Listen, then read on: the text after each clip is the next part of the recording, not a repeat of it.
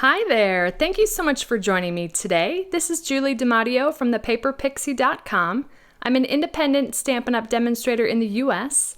And in this video tutorial, I'm going to show you how to make this really cute in the wild impossible box.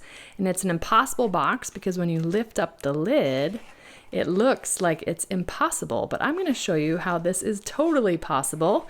I've shared a number of impossible boxes on my channel. I love them. They're one of my go-to fun wow boxes.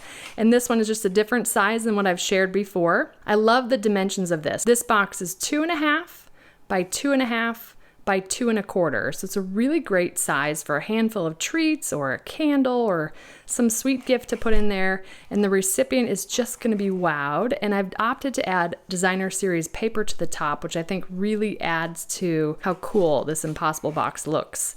So let me show you how. We're going to be using some products from the In the Wild suite on pages 44 and 45 of the 2021 to 2022 annual catalog. We're going to be using this beautiful In the Wild designer series paper, as well as the stamp set Wildcats. I love this sentiment, you are fierce. We're going to start with a piece of Mary Merlot cardstock that measures 10.5 by 8.5. And along the 10.5 inch side, we're going to score this at 2.5, 5, 7.5, and 10. Then I'm going to rotate it clockwise and we're going to score it along the 8.5 inch side at 2.5, 4 3/4.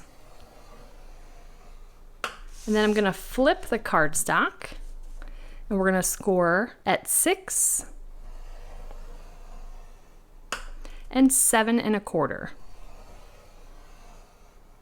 I'm going to move this away for a second, but it's going to come right back. And I'm going to flip the cardstock back over. You want these two score lines at the top to be mountain score lines. That means we scored on the other side of the paper. And I'm going to fold back on the second score line down from the top, like so. And then I'm going to come in and burnish. Now leaving that folded, I'm going to put it back on the Simply Scored, and with the folded edge pushed up to the top of the Simply Scored, I'm going to make a little tick mark with the ball tip of my stylus at 1 1/4, 3 3/4, 6 1/4, and 8 3/4. I think you can see those tick marks there. All right, next I'm going to kind of rotate this around so I've got the fold towards me. And then I'm going to cut up each of these vertical score lines, stopping at that first horizontal score line. We're cutting through 2 layers of cardstock here. So now our sections are like this. I'm actually going to come in and remove this rectangle here on the left, and I'm also going to come in and just slightly miter cut. I just cut at a bit of an angle there. And now with our tick marks, here's what we're going to do. We're going to cut from tick mark up to the right, so on a diagonal, to where that score line meets the edge, or to where that score line meets the cut. So we're going to do one at a time, and there's going to be 4 cuts total. So tick mark, cut on the angle up to where that score line meets the edge, like so. Moving down, we're going to take this next one, cut on the angle to that cut line, and then continue. So when I open this up, let me turn it this way. We've now saved ourselves some time from needing to use an X-Acto knife to cut out those triangles. Having that fold there when we did the cut basically did the work for us. Now, the next thing I want to do is come in and just miter cut here. Finish that little tab off. Now what we can do is fold and burnish next. So with this open, I'm then going to fold back on that top score line and burnish. This is important to do that part first, because now when we go to fold and burnish on these vertical score lines, we want to make sure that that top one is folded down. And this is going to ensure that we're sort of training our cardstock here at the top to fit over the layer of cardstock underneath. So just take your time, continue to fold and burnish down the line, and if you need to, kind of slide things into place, because with this folded back, it's going to fight you just a little bit. And then in this last section, this one's easy here.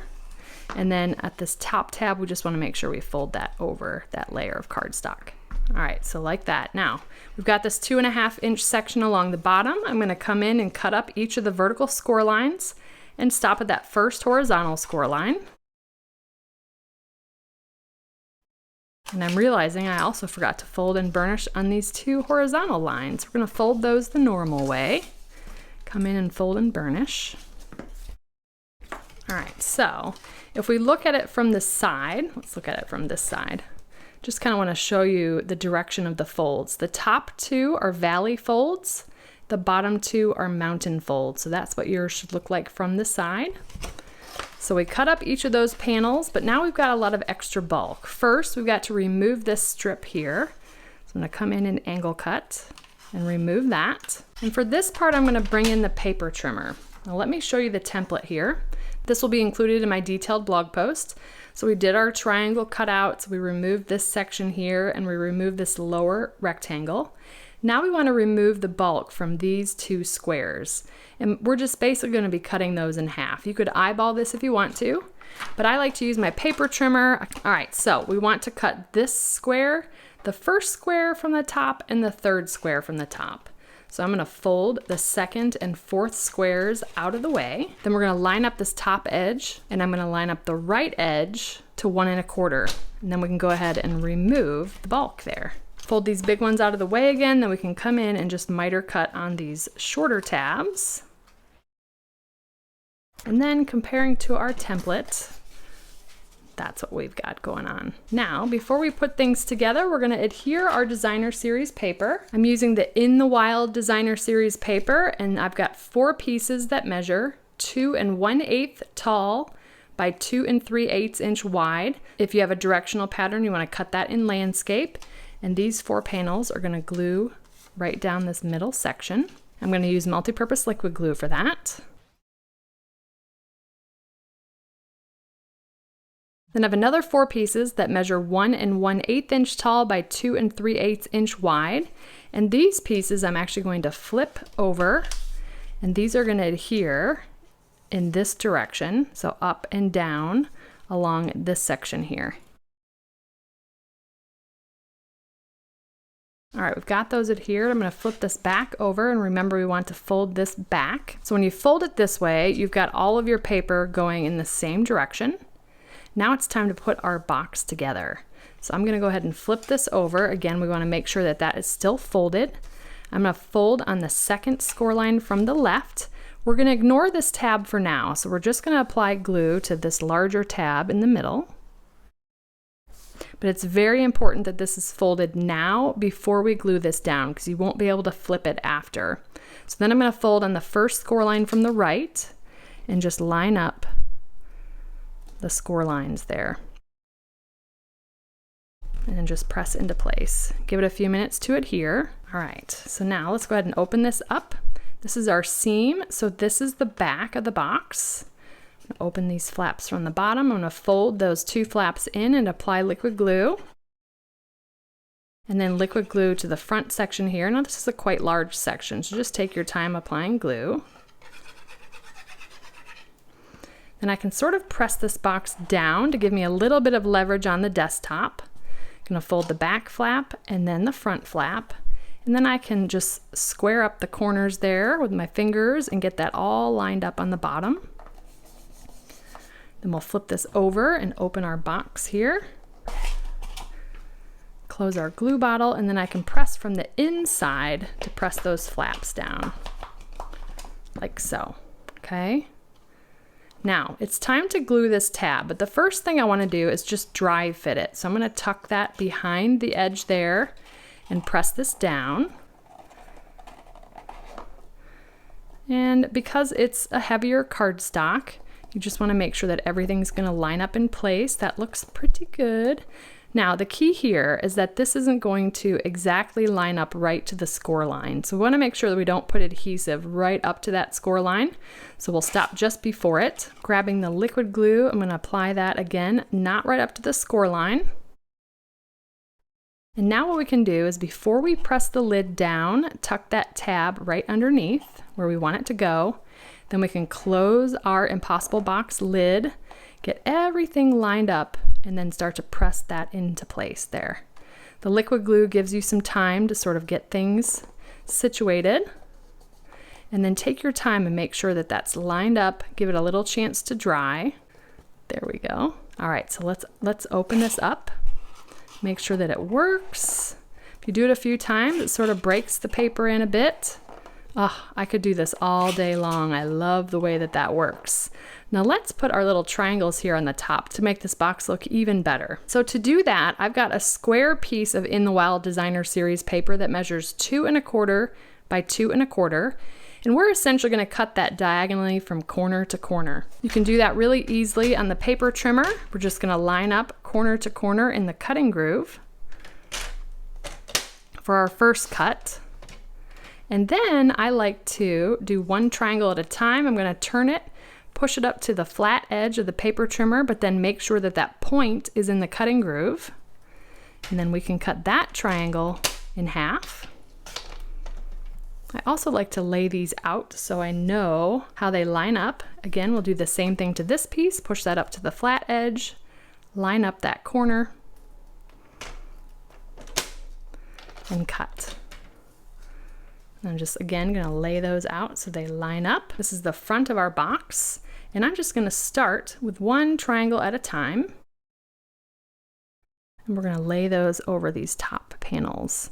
What I like to do is line it up on the cut edge and the folded edge, because these don't always exactly line up here, the parts that tuck under the triangles, but you'll have about a 1/16 of an inch of that cardstock appearing behind the Designer Series paper. And we'll work our way around with the remaining triangles. And I just love the way that that takes that up a notch, especially when you open it, you get that really cool look with that Designer Series paper. Now using the Wildcat stamp set, I'm going to stamp the sentiment, "You are fierce." I'm going to stamp it in Evening Evergreen onto basic white cardstock.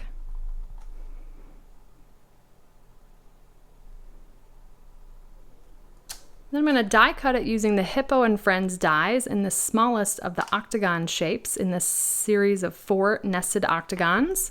It's got stitching on it. I'm going to run that through my Stampin' Cut and Emboss machine. And just a quick tip to get that to stay in place, I'll line up the die and then I'll just put a little small post-it note on there and run that through the machine like so. When you're finished, you have a piece that looks like this. I love that with the stitching. Adding a trio of dimensionals. Then I'm just going to pop that up here on the front panel for a really simple sentiment here because the box is so awesome. And there is our In the Wild Impossible box. I could do this over and over again. I love it. It's an impossible box made possible. So thank you so much for joining me today. If you enjoyed this video, please give me a thumbs up, subscribe to my channel, and hit that bell icon so you don't miss my next video. If you're interested in purchasing any of the Stampin' Up! Products I used today, they'll be linked in the description. And I'll also include a link to my detailed blog post with all project measurements, details, and a picture of the template. I'd love to have you come visit me at thepaperpixie.com where I post projects every weekday to inspire you. And if you don't want to miss a thing, you can subscribe to receive blog updates via email, and you'll receive an email each time I publish a new post. You can shop with me anytime at thepaperpixie.com/shop. And if you're interested in a discount on your Stampin' Up! Purchases, the starter kit is the ultimate bundle, and it's a great way to fill your wish list for less.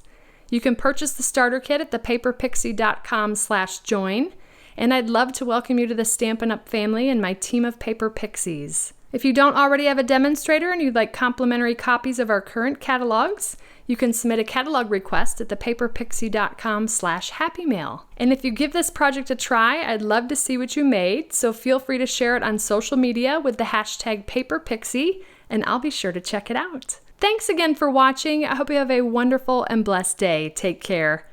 Bye.